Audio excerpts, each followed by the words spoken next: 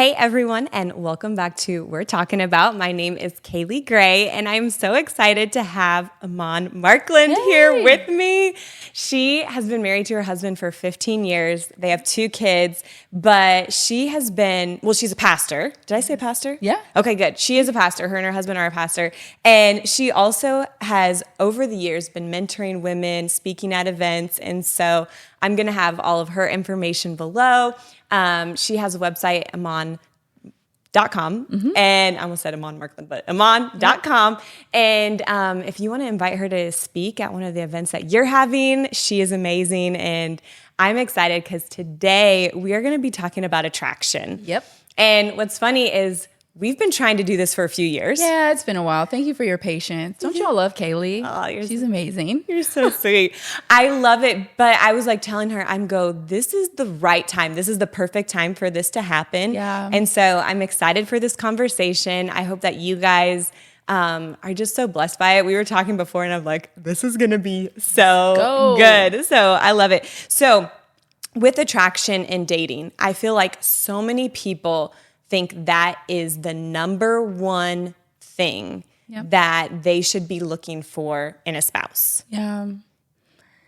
I think that that's true. I think obviously we're in a very visual culture and we're in a time where, people see a lot of options of people to date or to even be attracted to. And so I think that, being attracted to someone is natural. That's human nature. But I don't believe that it has to be the number one deciding factor as it relates to who you are to marry and who God has for you. No. And that may be controversial, but that's why I'm excited we're talking about it. Yeah, no, I think that's so good because it is so true. Especially now, dating apps have become more that's pretty much how people are meeting nowadays. Yep. And that is the first thing. You have 10 seconds to just look at their picture or read their prompts. And that's how you decide, okay, do I want to talk to this person or not? Yeah. And so I think, and visually, you see somebody, walking by or something, that's usually, it is. The physical attraction is usually the first thing that you look at. Yeah. And I know, like you said, it is a little controversial. Oh my goodness. Yeah. My language. But so do you think then, a lot of people are like, well, we don't have a spark. Maybe we shouldn't, date. But as Christians, as believers, do you think, I know, we're called to this world, but not to be of this world. Right. But as believers, do you think that should be the number one thing? Pretty much that's what everyone's looking at as the number one thing. Yeah. Do you think that should be the number one thing? How do you feel about that? I believe that it should not be the number one thing. And the reason why is because the Lord even instructs us based on how he decided on people throughout the Bible, who he was going to use, different people. There's so many different stories in the Bible, about appearance. And, I'm thinking even about one that we didn't talk about yet, and I didn't even write about, was the story of the bride for Isaac. And I'm thinking about how when, Abraham had sent his servant out to find a bride for Isaac, it wasn't about look for the finest girl in town for my daughter or for my son. Yeah. But even when the servant went out to find a bride for his master, for Isaac, he asked the Lord to show him attributes of someone who was generous, who would give him water and go the extra mile, someone who was hardworking. And so I think about, just even that simple example of, it was obviously amazing that Rebecca was beautiful, but it wasn't the deciding factor. Yeah. And I think that, there are so many different instances throughout Scripture. Even one example is a Proverbs 31 woman. I was just going to say. There's nothing about her physical appearance and her beauty and her shape and her hair, nothing about it in Scripture. In Proverbs 31, it actually talks so much about the way that the heart of her husband safely trusts her. It talks about her being hardworking. It talks about, charm is deceptive and beauty is fleeting. But a woman, who honors the Lord, she'll be praised. And I think about, 1 Peter 3:3-4. It instructs us as women, don't let your adornment, I was talking to my daughter about this the other day in the car, don't let your adornment be merely outward, arranging your hair, putting on fine clothes, wearing gold jewelry, all of those things I kind of have going on right now. It even references braids. So I don't think it was saying don't braid your hair, don't wear pretty clothes, don't look beautiful. But it says don't let your adornment, the way you adorn yourself, be merely your outer appearance. But it says, but rather let it be the hidden person of the heart. Yeah. With an incorruptible beauty, which is very precious in the sight of God. And so if those are the things that are precious in the sight of God, that should be precious in the sight of us as his kids. Yeah. And so when you're talking about physical attraction, I think that it's important to focus not so much on the outer appearance, but also, prioritize who they are on the inside. Because one thing I've noticed, I have a friend of mine, she's been married a few years more than my husband and I. I think they're honestly going on like 18 years. Oh, wow. And she got married at 19. And we were like, girl. Yeah. But she knew it was God and he knew it was God. And they're both, still in ministry and still married and wonderful couple, doing great things. Shout out to Alyssa. But I think about their story and, sometimes we talk about how even her and her husband, both of their physical appearance has changed over the years. And so if you focus mainly on like, okay, I want to get married. I have this list. I want him to look like this, this, this, and this. Nothing wrong with that. But also realize physical appearance changes. Yeah. People change. People gain weight. People lose weight. People change their hair. My husband changed his hair. I've changed my hair a million times. Yeah. And if he was focused on the external as the primary form of attraction, what happens when your physical appearance changes? Yeah. And I think it's the heart of a person that really unifies one another. And it's the thing that, honestly, when I think about my husband, it's the thing that I value the most about him. Now, he is fine. He is very handsome, and we'll talk about him later because he's been in development. Not saying he wasn't fine before, but he's really fine now. Yeah. But I didn't see it at first. But one thing I did notice about him was that he was a man of character. He was a leader on campus, and he's always been someone with a heart that is admirable and someone that I felt at peace to follow. I love that. Because here's the thing, you can be fine, but can I follow you? Can I allow you to be, can I follow you as you follow Christ? Yeah. Or are you just all about the way your haircut is and smelling great with some great cologne and you can take me to the restaurants and buy me whatever or, wine and dine or whatever. But do you have a life that's worth following? They're fruit. They're fruit. Yeah, because I had talked to a guy one time, and he currently wasn't doing the actions. And my dad was pretty much like, are you willing to go to church alone someday? Wow. Because he's saying all the things, but he's not putting action to what it is. And that's so true. Like what you're saying, like if their heart is not showing that, then what makes you think that they're going to be continuing to do that in the future and being able to lead you if they can't even lead themselves? Absolutely. And I feel like that was one of the things that set, my husband apart from other people because I was at a Christian university. Yeah. So, sometimes people think, okay, well, he's got to be a Christian. Okay, yes, 1,000% do not be unequally yoked. But what else? Because there are great Christian guys that are not God's best for you.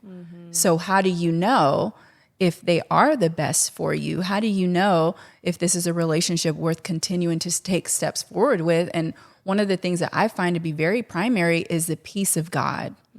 That is the one thing that set my husband apart from everybody else on ORU's campus, was when I spoke with him on the phone and different things, I never felt heaviness in my heart. I never felt, like you can have a conversation with a guy. I'm thinking back when I was single, have a conversation with a guy and there's something about like, he's saying things, but I don't feel like something feels like a knot.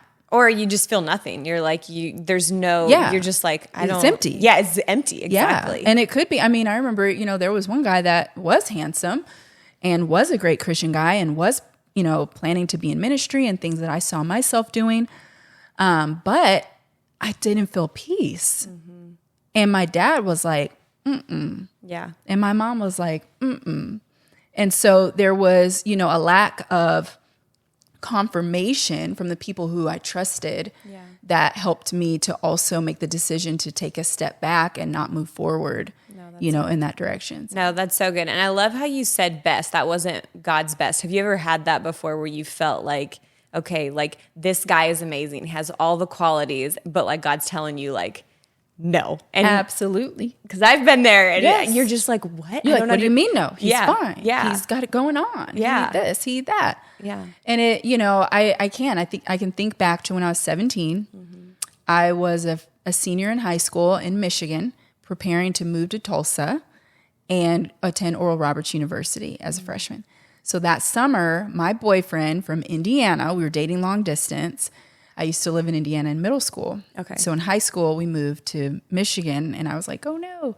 So we tried to do this, long distance thing. Well, right before we both went off to college, we both graduated high school, he broke up with me.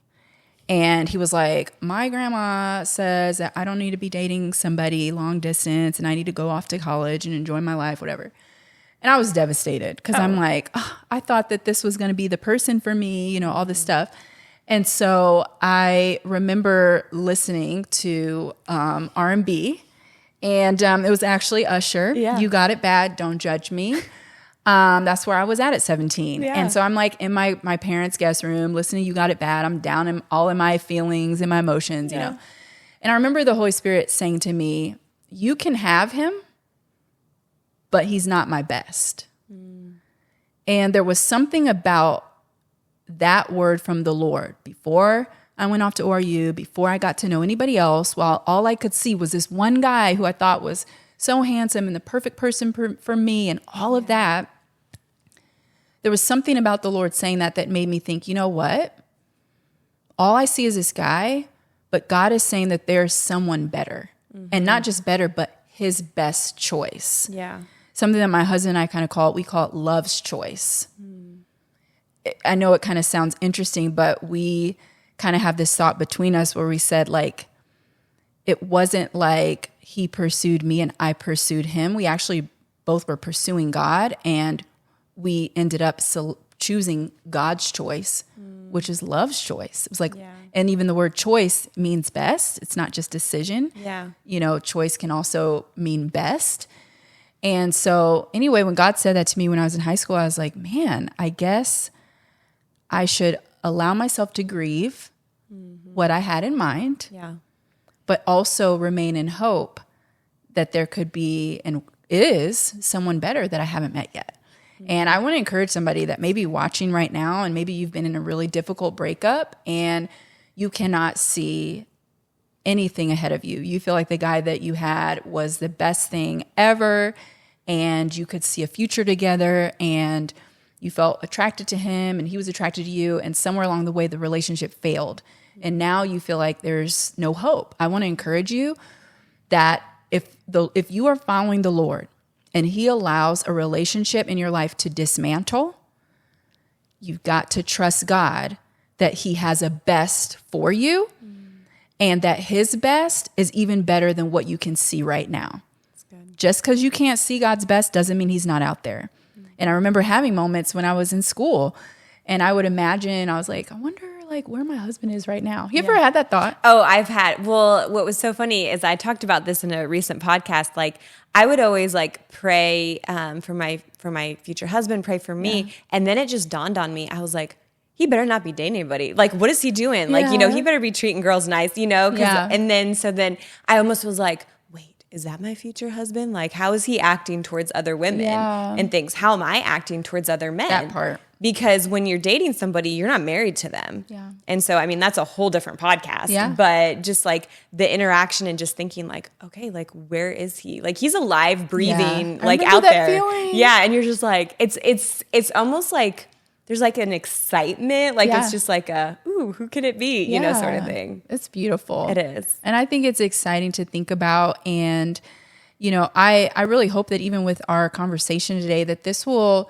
restore hope for somebody because attraction is real. And I've heard this, said before, feelings can be real, but not be right. Wow. That's so good. Right? Like you may have strong feelings for someone. You may even have a strong attraction to someone. I know when I was younger, I was attracted to several different guys throughout my high school and college years, but the attraction didn't mean it was right, and it didn't mean it was best. And I had to learn that the hard way. And I had to grieve some relationships that I thought, well, he's a great Christian and he's pursuing God. Even all of those things could be true, but it's the peace of God that really confirms the will of God. And if there's not peace when you're taking steps, pause. Don't run in the directions of your feelings or your attractions. Go in the direction of peace, and don't feel the need to run either. Yeah. Take step by step. You're not on a time clock. I don't care how old you are. I don't care what season of life you're in. I don't care if you've been to weddings for everybody and you're so tired of being a bridesmaid. Like, God has a time for you, and he has, the best. Yeah. And I will say too, I know we're going to talk through my story a little bit, but you will be attracted to your husband. I'm not saying your husband's going to be ugly. Because God doesn't want us. Why would God do that? Yeah. And I think that's, something that can be kind of a disclaimer in our conversation is like, when I mention the attractive factor and I'm thinking about the importance of attraction, what I'm saying is physical attraction shouldn't be the primary deciding factor of who you marry and are in a relationship with. Yes. The primary factor is, are they a believer? Are they pursuing the Lord? Do you feel peace in the direction of this person? Can you be led by this person spiritually? Yeah. Or are you having to carry them and tell them, hey, what are you reading? I'm not reading anything. Well, here's what I'm reading. That was one of the things that I noticed about my husband when we were talking on the phone before we were even dating, was he was like, I've been reading the book of Isaiah and the Lord's been revealing. I'm like, okay, Yeah. I thought that was awesome. Yeah. His words spoke so much volumes to me. It was, and that's one of the things is like, out of the abundance of the heart, the mouth speaks. Yeah. What is coming out of the abundance of their heart? Because that can't be filtered. No. That can't be airbrushed. That cannot be put on and made perfect. That just comes forth. That's fruit. And so you want to observe that fruit. Yeah.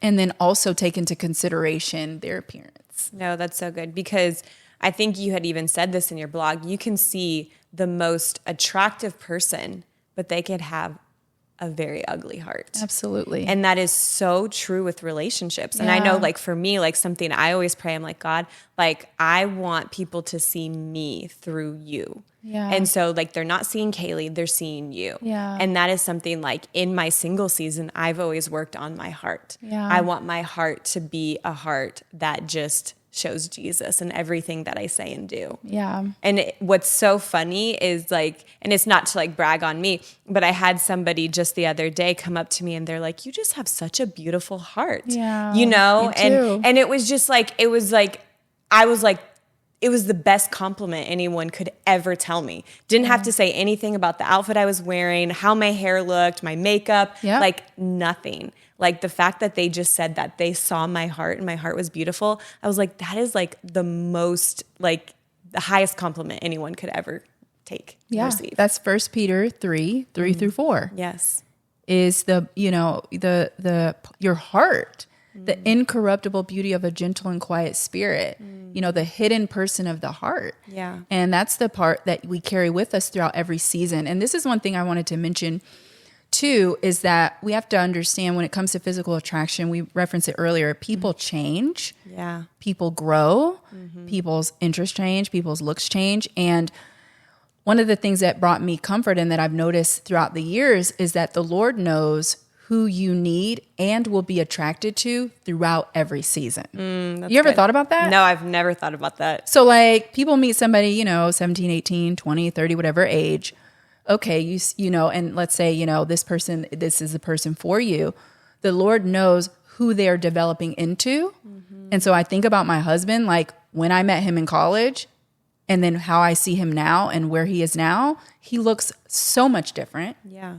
He was like RA hoodie, big glasses, Skechers, like just completely, focus on school, focus on God, and not even thinking about his, physical appearance. It wasn't a priority to him. And so for those reasons, I originally just kind of discounted him because I was like, that's not my type. I want a guy that looks like these three specific celebrities.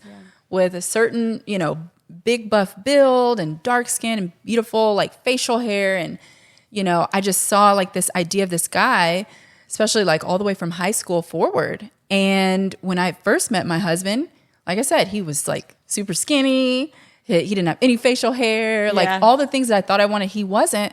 But then you fast forward and it's like, he literally looks like exactly what was in my heart as a teenager. And God knew that this man that I'm married to at this age of my life was packaged in that same guy that I met as a 17-year-old freshman.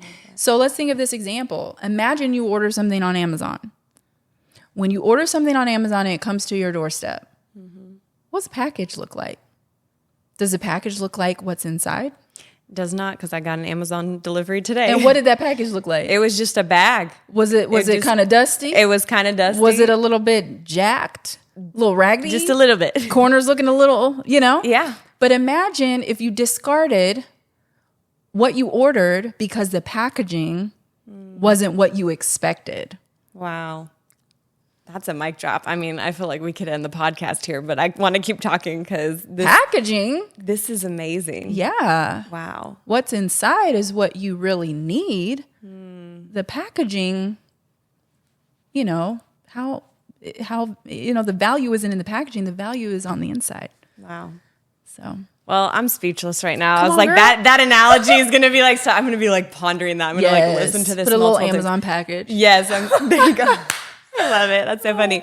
Well, okay. You've talked a little bit about your husband. Yeah. Okay. I love a good love story. Okay. Why don't you share it? Because yours is, when you first told me about this is why I was like, I need to have you on the podcast because this is so encouraging and just amazing to share. Yeah. Well, he's the guy that I didn't see coming. Okay. We first met when I was 17. I'm a freshman. He was a sophomore. Saw him around school, and I remember he invited me to his RA banquet. He was a residential advisor, and I was like, okay, cool, nice guy. So we went to this banquet. He was very kind to me, and I thought, man, he's a nice upperclassman, really friendly. And I remember even he had left some messages on my campus phone. I feel very old school, but I had a campus landline phone. That's awesome. With an extension. And he left a message, and me and my roommate, Courtney, we're like, play it again, because his voice was so great. He had like this gorgeous voice. We're like, man, his voice is awesome. But when we went to the banquet, I was like, okay, nice guy, but like not my type. Again, RA sweatshirt, Skechers, different things. I was just like, nice guy, but like not for me. So I go throughout my my time in school and, talked with another guy, met some other guys, and I'm thinking, okay, maybe he's the one. He's, kind of what I have in mind, but I don't know him very well, just different guys that I talked to. Well, it got to a point where there was someone I was talking to, and I felt the Lord really revealing to me like, hey, you need to go the opposite direction. And if you keep going in the direction of this guy, you actually are not, your life is on the line. That's how serious that was. He gave me a dream. Wow. And in my dream, I didn't make it. And it was serious. And I was like, oh, whoa, like, okay. And honestly, in that relationship, it was very, it was kind of like tumultuous. Like we would get in arguments and stuff like that. And it's like looking back, I'm like, did I not value myself? Like I think about myself, who I am now and how I, my standards. And I'm like, I look back sometimes like, why did I even bother? Yeah. Or why did you even allow yourself to almost, for a day? Like I can't imagine at this age. So I'm like, I hope somebody's watching and they're like in college and they're going, you know what? That sounds like something I'm going through. Maybe I need to reconsider the direction. So anyway, I'm talking to this guy and the Lord kind of he's showing me some red flags. And so I remember praying like, okay, Lord, if this person is for me, because again, remember, I'm remembering what he said. He's not my best with the guy from high school. So in my mind, I'm like, if this guy isn't that best you were telling me about, break it off of me, no matter how bad it hurts. Because I felt, a tie with this guy. So anyway, get back to school. This is 2007, January.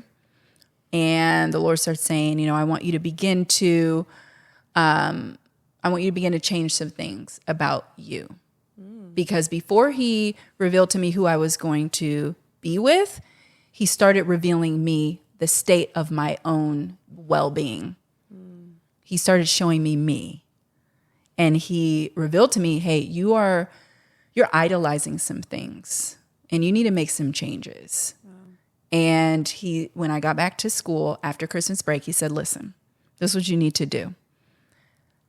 And I was so into fashion, all this stuff, right? He was like, no high heels. Now I know we're in a season now where everybody's wearing J's, Nikes, Adidas, whatever, cool sweatpants. Back then, everybody was in heels every day. Yeah. We were dress code. I'm a millennial, so everyone was dressed all the time. He said, no heels, no cute clothes, no makeup. And this is the one that really got me, Kaley. He said, no weave. Oh. Now listen, I always had my hair with extensions. Like I was trying to be glamorous all the time. And he said, And I'm like, well, God, if I show my natural hair, like, I don't know if it's long enough. I'm like, can I just do one little track for my bang so my bang can be long enough? And he was like, listen, no. Because he's like, all of these things you are focused on. You are focused so much on your appearance that you're missing me, you're missing yourself. And I feel like it's almost like I had veiled myself to a degree because I was so focused on my own appearance and I wanted to look a certain way. And he was like, you got to take all this stuff off and start from scratch. I need to build you from foundation up. Oh, wow. Okay. So I go back to school, January through April, no heels, no cute clothes, no makeup, and no extensions, natural hair, all of it. No makeup, no mascara, nothing. I was like, ooh, Lord, you're doing a lot, Lord. You're asking a lot. But I did it. And as I did it, the Lord began to clean me. He began to reveal to me who I was, who he was. I felt like he strengthened me from the inside and he began to beautify me from the inside. I'll never forget one day I went to Utica Square. This was probably around like early April. And I was at this one store and the manager came out and she was like, I don't know what it is about you, but do you need a job? I feel like something changed when you came in here. I'll never forget that. That really happened. Wow. And I was like, and I just knew it was the Lord because I was so pressed in and desperate for God and going through the process of healing from the hurt from the previous relationship. I was very vigilant about that. And because I was pursuing my own healing and the Lord was taking me through my own beautification process, it wasn't about how I looked. Yeah. Something in my heart was coming through me and it was different, right? And so went through that. And in April is actually when I got really sick. So April of 2007, I found out that I had lung cancer and I had to go from Tulsa to Dallas to have a major surgery. Removed half of my left lung, had to relearn how to walk, talk, eat, and drink. I'm at home recovering, completely shocked, supposed to go on a mission trip that summer. And while I was home one day, my mom was heading out to do something for an errand. And she was like, the Lord told me to tell you, you're not preparing for your husband. Preparing for my husband? I'm like, I just survived surgery. I'm trying to walk. Yeah. Like it wasn't even on my radar. I was at that point where I was content with God. I was also recovering and gaining my physical strength. And I felt like I was like at my lowest, but at my greatest at the same time. I was physically vulnerable, but I was spiritually fit. Wow. I really was. And that's when my mom said that. And I'm like, huh? Well, next thing I know, she goes out, doorbell rings. The package at my door. I look at this package, Amazon. No, I don't know if it was Amazon.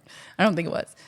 And it's from this gentleman that I've been talking to on the phone while I was home recovering. Now, mind you, there were several guys calling. Guy from high school started calling me. Some other guys from campus started going, hey, how you doing, Emonne? You okay? I heard you got sick, whatever. Talked to them on the phone. I'm like, something's not right. Yeah. I talked to this other guy on the phone. Start feeling a lot of peace. Wow. I was like, huh. So next thing I know, I get this box, this huge thing of chai tea mix from Nordagio's. Which is a coffee shop here. Nordagio's is one of our faves, is OG here in Tulsa. Was a favorite for a lot of ORU students. Big, like huge. And there was a letter in it. Dear Emonne, I heard, I know that you've been going through some things and and I've enjoyed getting to know you and whatever. And he starts sharing things. And at the end of the letter, he says, love you forever and ever. I still have it. I could show you. Love you forever and ever. And he writes his whole full name. First, middle, last. Oh my gosh. Yeah. That's what I was saying. I was like, oh, what? It took me by surprise. And I was like, oh my gosh. So I showed my mom. I showed my mom's friend. They were like, listen. My mom's friend said, listen, this guy is serious about you. Don't play around with him. Either take some steps forward or let him know where you stand. But don't play with him because he's serious. Mm-hmm. So, like any young lady, I go walking around the mall, gathering my thoughts, And I was like, man, I'm praying. I'm thinking like, what's happening in my life? I'm just trying to recover from surgery. And then this guy's telling me he loves me forever and ever. So I call him that night and I was like, hey, I got your package in the mail. And he's like, yeah. I'm like, yeah. And he's like, huh, that's cool. Didn't say anything. So we start talking from 10 p.m. to 6 a.m. in the morning. Straight. Oh, wow. Oh, yeah. One of those calls. Was it a long distance call? Yeah. Yeah. He's in Tulsa. I'm in Dallas. I remember like being all crunched up in the closet, talking on the landline. I'm like, we had cell phones, but I was always on the landline. So funny. And we started talking. We were cracking jokes, and I still recovering in my voice. So it was like, my laugh would kind of crack. And so anyway, he told me now, like he thought that was so cute. Mm. And so while we're talking on the phone, while it is dark, something drops in my heart. And it's like a best way I can explain it was like a knowing, like a knowledge, a revealing, almost as if the scales of my heart had fallen off. Mm. And I'm like, oh my gosh. This is the guy. Yeah. He is the best. It was almost like the Lord began to, in a moment, start to put the pieces together. This letter, his kindness to me throughout all of our time at ORU.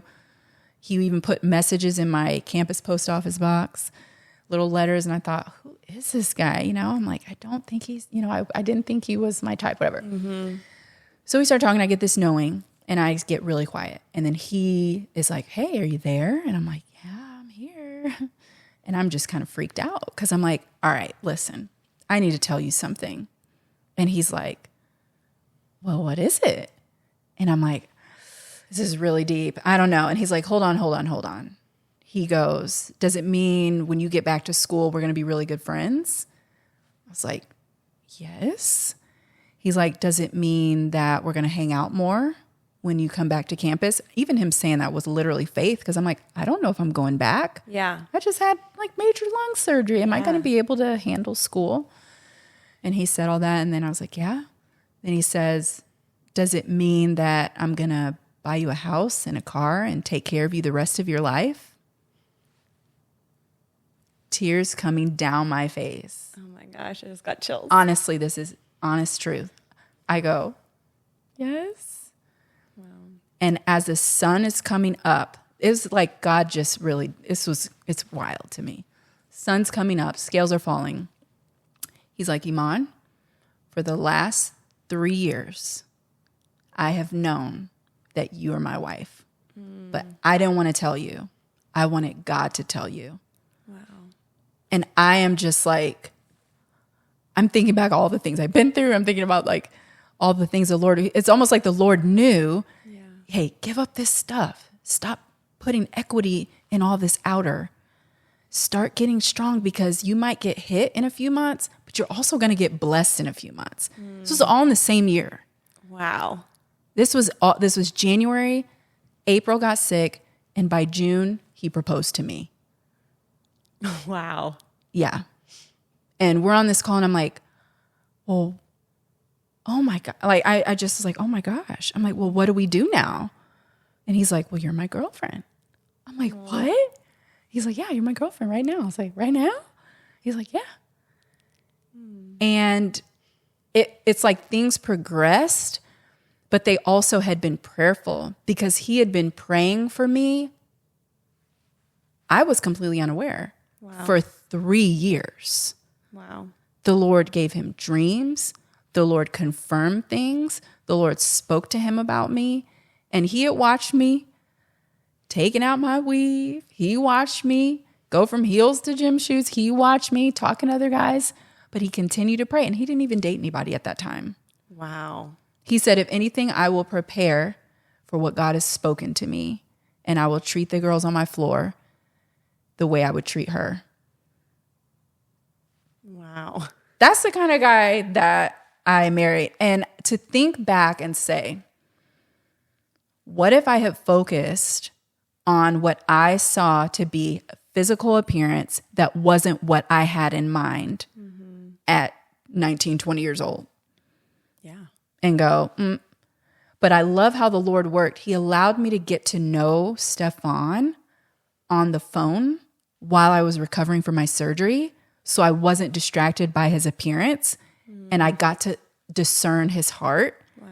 And I got to experience that peace so that by the time he came to visit me, flew from Tulsa to Dallas. And I remember he had this little hat on. I'm walking towards him at the airport. And then he took his hat off. And girl, I was like, oh my gosh. I have not seen this brother. He is fine. Wow. It was like, I don't know. It was, again, like scales. Like the Lord is just like, and I got to see how handsome he really is. And I remember thinking, what in the world? Yeah. Not only is he sweet and wonderful and has an incredible heart, but he actually is fine. What was I thinking? And I think it's interesting too. He says, even with me, he was like, I knew that you were beautiful and I thought you're beautiful, but I wasn't like overly like super attracted or like, oh my gosh, she's so fine. I have to be with her. Yeah. We both were pursuing God, focused on the Lord. And in time, the Lord revealed to us who we were supposed to be with. And he knew, hey, I'm working on her. I'm working on him. Keep coming towards me. Because as you do, your paths are aligning. That's good. And when you focus on me and you follow me, I'm preparing and beautifying the individuals. So when you come together, then you get to experience the best version of one another. I don't know how else to say it, but that's kind of what I've experienced. I wanted to interrupt today's episode and talk to you about liquid collagen. Now, I've been taking liquid collagen for the last 3 years, and when I first started taking it, I had no idea the benefits and everything from liquid collagen. Now, these is what has helped me, but not limited to. My hair has actually started growing. My hairstylist cannot believe it. My skin has become clear. It has helped with my gut health. My nails are growing stronger and longer. And so I have just been so blessed and thankful for the results that I have been getting from liquid collagen. And so that's why I want to share it with you. I have a $10 off code for new customers, and I would love for you to click the link below so that you can learn more about the liquid collagen that I take. And the best thing about it, it's super easy to add into your routine. I take 2 tablespoons a day, 1 in the morning and 1 in the evening. And it tastes amazing. So if you are ready to start taking liquid collagen, click the link below. And now back to today's episode. Wow, that is just like such a powerful testimony. I'm even like, it kind of brought tears to my eyes too, just like listening. I think how just like listening to other people's testimonies because of how they met their spouse, because I love how no like two are the same. Yeah. And just how God truly brought you guys together. Yeah. And I know you had talked about this just from like hearing that whole story of your love story, but you had said this scripture and it's in Samuel. It's 1 Samuel 16:7. It's the Message version. But God told Samuel, looks aren't everything. Don't be impressed with his looks and stature. I've already eliminated him. God judges persons differently than humans do. Men and women look at the face. God looks into the heart. Yeah. I love that. Isn't that just powerful? And I think, we obviously see that story as, when Samuel was going to anoint the next king for Israel. But I think that there's also something to be taken from that for us as it relates to physical attraction. And to see, because Samuel, like, he's ready to put oil on the top. The oldest son, like, look at him. He's tall. He's physically got the physique, he's got the stature. He's got everything. Lord said, no, that's not him. And the oil wouldn't flow. It wouldn't come out. And he kept going down, down, down, got to the 7 sons of the 8, and the oil wouldn't flow. And he's like asking, are there any other sons? Because this is not happening. Yeah. And then obviously with David, his father called him in from the sheepfold with the sheep. And, the Lord highlighted, like, this is the one. And so even Samuel, even a man of God, come on, like, he was a prophet. Yeah. Even a man of God was like, all right, I'm looking for physical. I'm looking for looks. Yeah. And God was giving us all an instruction in that. Don't focus on the outward. Yeah. Focus on the heart. And the fact that he even said, don't look just on this outward because I've already eliminated him. And I think sometimes there are people who, we may feel like this is the person we're attracted to, like that guy from high school for me or whatever. And God's like, I've already eliminated him. I have someone who is my best choice for you. Yeah. And he will be someone that you are attracted to, but he may also be in development. And if you focus so much on the physical, you could miss the person who's in development, and that's just what I see. And I think, it's so important that we consider what the word has to say as believers and allow the peace of God to lead us and to understand that, like, God prioritizes the heart. Yeah. And he also, physical attraction is important, but he does prioritize the heart because the heart will be with the person forever. That's so good. I love too how you said this in your blog, and these are Emonne's words, not mine. But it said, "Until you develop an understanding of who God is and who you truly are, you will not know who or what you are really attracted to." Yeah, and that just hit me because it is so true. If we don't know who we are in Christ, how are we going to be able to find somebody that's like-minded I just was like, do you have anything to expound off of that? Yeah, and I think too, the Bible says, that a husband will, wash their wife in the water of the word and just how they are to love their wife as Christ loves the church. As believers and as women, how can you discern that someone loves the Lord like Christ loves the church, or that will even love you the way that Christ loves the church, if you don't know Christ? Yeah. If you don't know the love of God, the character of God for yourself, not pursuing someone else's story, not pursuing someone else's, oh my gosh, their wedding was so gorgeous, I have to have this type of wedding. Like, wait a minute. First, get to know God. Get to know who he is. And allow what you learn about his character, the way that he sees, the way that he speaks, the way that he leads gently. When you're led by God, you can know who can lead you. Yeah. Because I wanted someone who began to, who was able to lead me the way that the Lord leads me. And the Lord doesn't push or rush me. The Lord leads gently. The Bible said he gently leads those who are with young. He leads gently. His spirit is gentle with us. Yeah. And so as you get to know God's character, then you get to know actually what you want in a spouse, because you want your spouse to reflect the love of God. I'll never forget, before my husband and I got together, before I got sick and some of those things, I think it was in that January to April time where he was really working on me. He challenged me one day and he was like, I want you to write out what you want in a spouse. And I'm like, oh my God. That's a lot of pressure. I don't want to. I don't even want to think about getting married. Like, I've been hurt. I don't want to even dream again. And somebody may be watching, they're like, I honestly don't even dream again about a guy because I've been hurt too many times. So true. And the Lord challenged me, dream. And don't just dream, write it down, write the vision and make it plain. Yeah. And I'm like, okay, So I get on my Dell laptop and I wrote out what was on my heart. And I titled it, My Physical Manifestation of God's Love for Me. That was the title. And then I went on to write things that I wanted. I wanted someone that was, honorable and a leader. I wanted someone that, I put in there someone that could cook. I wanted somebody that, obviously loved the Lord and was, kind and gentle towards me. I wanted someone who was respectable and from a great family. I did say, I wanted someone tall, dark, and handsome, because I did. And thank God I do have that. But I began to write out these attributes, and I literally did it from the sincerity of my heart, genuinely. And then I just tucked it away in a little folder on my laptop. And I was like, I'm not looking at this regularly, but I will be obedient. And I remember after that phone call with Stefan and, all of that, I remember kind of like, let me go back and see.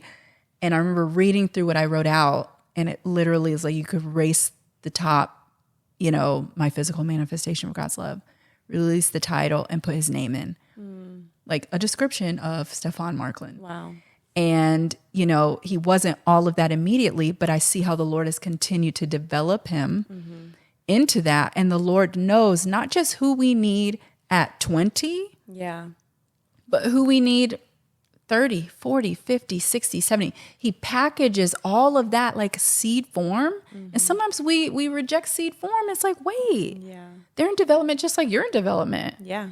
And, I think about that with him, and I'm so grateful that, we've been patient with one another in our development, and that he truly is someone who leads me in those ways that I got to see the character of the Lord reflected in the way that he has treated me and led our family. That's so good. It makes me think about, too, just conversations I have with my dad, because a lot of times I will compare guys to how my dad is now, because he's the man, he's the spiritual leader in our house. And my dad's like, well, I haven't always been like this. Yes. You should have seen me years ago. I've developed into this. Yeah. And so just not to judge somebody based on who they are now, because you don't know who they're going to be in the future. I mean, you definitely want to make sure like their fruit, it's like a good thing. You don't want a missionary date and like, do all the things of like, oh, they have potential. You don't want to date potential. Right. But if they have an open heart and they're willing to grow, like that just shows you never know who they are going to develop into. It's true. And when you are together, just developing together in the future. Yeah, it's a beautiful thing, because I honestly, Kaley, I never imagined me and my husband would be pastoring. Wow. Never. That wasn't my dream. Like, that wasn't something I saw myself doing. I definitely saw myself doing ministry, but I didn't know that I would be pastoring. I didn't know that I'd be a pastor's wife. Like, I never saw that in me. I remember other girls going to a Christian college. Everybody's like, I'm gonna marry a pastor. I'm gonna be a first lady. I was like, y'all go ahead. I'm gonna do something different. Yeah. And it's so funny, because it's like the thing that you don't see yourself doing, the Lord's like, that's what you're doing. Yeah. But it's, it's just, I'm so grateful that the peace of God was the confirmation. And sometimes we can devalue, not unvalue, but like devalue the peace of God. Yeah. To where we don't understand how much peace is a cosign from the Lord. Wow. It was peace that connected me to my husband's, peace that allowed me to take those steps. It was the presence of his peace on our phone calls, the presence of his peace in us talking together in person. It was the presence of God's peace that never left and never has left. And we've had our challenges, we've had our times, but it's the presence of the peace of God that has really been a bond for us and been something that I know the Lord revealed to me who he is. And I know that peace transcended any kind of, physical, this, that, the peace of God. I'm like, I've told my husband sometimes I could line you up with a whole bunch of other guys, and I would choose you. And I would choose you because God spoke to me, and I would choose you because there's so much peace with you. That's good. You could be with somebody that's super fine. And I'm not saying your husband will be fine. Please trust me and hear me on this, because he will be. My husband is fine, okay? But, I mean, it's just not the deciding factor, because that peace in your home, like even people told me about my house, they're like, every time I come here, I feel so much peace. Well, it's the people in the home that bring the peace. That's good. And don't we want to be led by peace? Yes. And as women, we want to be led by peace in the form of our husbands. And so, yeah. This has been so good. Yeah. All right. Is there anything you want to share? I feel like you've just been dropping I've been pouring my little heart out. I hope it's doing something. Oh, I mean, I just am so encouraged by this. And I just know, like, I can just think of different conversations I've had with just different women over the last few months. And I'm just like, wow, this is exactly what they need to hear.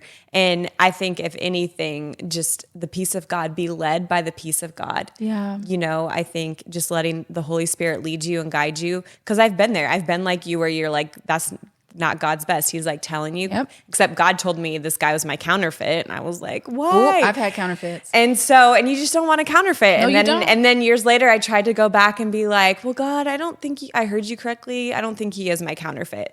And I wasted like 4 years of my life, I feel like. And, but I know it's not going to be time wasted. Yep. And so this has been so good. I love this topic of attraction because we are in such an attraction world. And I love how I just love this whole, I'm like almost speechless. I just like need to like decompress of everything that's been said today because this has been so encouraging. So thank you so much. Thank you. And I think if I could just say anything to kind of close this out, I want to talk to you directly, okay? Yeah. See me as your auntie, your cousin, whatever, big sis. I just want to say to you, okay, girl, listen. When it comes to that physical attraction, first, I want you to recognize that you want to become the woman that is ready to be a wife before you focus on the appearance of who you are wanting to be married and attracted to.